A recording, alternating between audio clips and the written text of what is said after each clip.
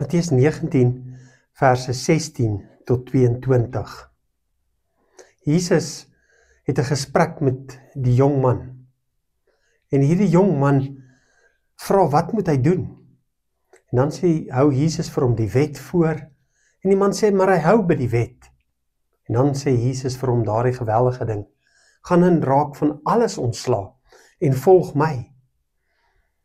Raak ontslae van alles wat jou vashou of jou weerhou daarvan om ten volle oor te gee aan Jesus Christus.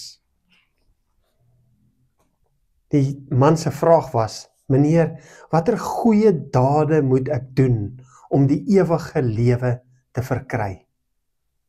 Wat moet ek doen om die ewige lewe te verkry?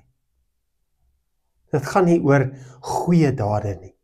Dit gaan nie oor goeie goed nie. Jesus sê vir hom, daar is niemand wat goed is in hierdie wêreld nie.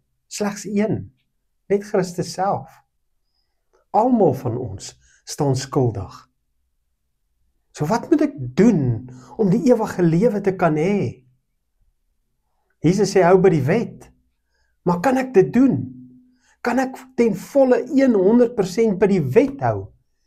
Nee, want ons is almal sondaars. So wat moet ek doen om die ewige lewe te kan hê?